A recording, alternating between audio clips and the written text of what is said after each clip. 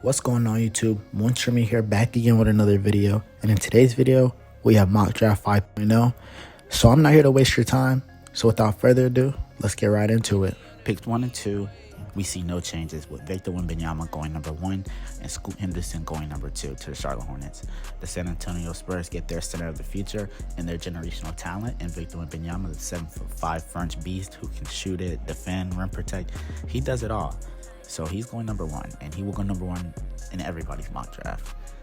Number 2, we have Scoot Henderson, the 6'2" athletic point guard who has shades of Anthony Edwards, Derrick Rose, Russell Westbrook in his game. And the Charlotte Hornets get their point guard. A change occurs with the 3rd pick in back-to-back mock drafts. I think a change will occur. Portland Trail Blazers aren't trying to make this pick, and Damian Lillard doesn't want them to make this pick. So I think the Blazers are going to call up the LA Clippers and say, can we get Kawhi for the 3rd overall pick?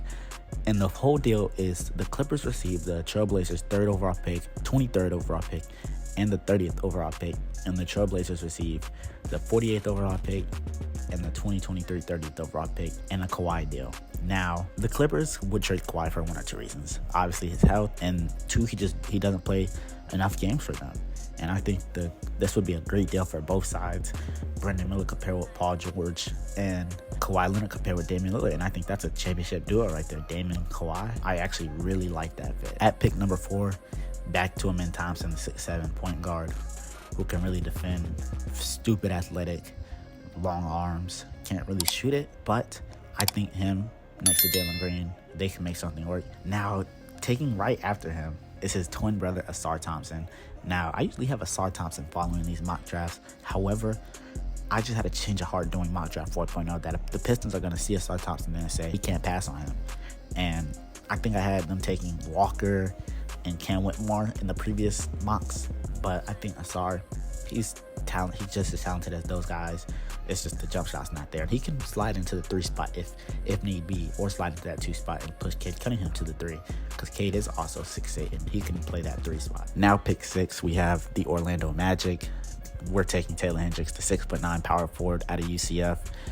Can rim protect, can shoot it. Not the best ball handler, but we don't need that out of a 6'9" power forward. In that UCF offense, he was the offense. He handled the ball, he facilitated, he defended.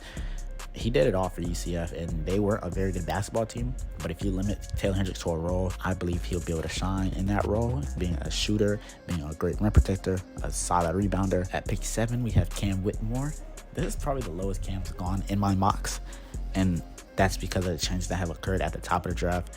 The 6'7" small forward is very athletic, probably the most athletic player in the draft outside of Amen, and he has shooting upside. He has ball handling upside. He's probably outside of the top 4 in the Thompson twins. He probably has the highest star potential, in my opinion, and amongst other people's opinions, he might have the highest potential. Pick 8, I gotta go Kentucky's Cason Wallace. We gotta stop sleeping on these Kentucky point guards, or guards in general. Emmanuel Quickley, Tyrese Maxey, Devin Booker, Tyler Hero. They're everywhere in the league, and if you need a guarantee, just draft a Kentucky guard. Cason Wallace can play make, he can defend, he has shooting upside. I'm a big fan of Cason Wallace. At pick 9, we have Grady Dick, the 6'7" shooter going to Utah. Grady Dick has a wide range where he could go in this draft, and I think this is a good landing spot for him with Danny Ainge and the organization, stable organization. He can really play his role and facilitate. They need a PG, but I think they'll be able to find a more veteran PG later down the line, or older guy in the draft, later in the draft.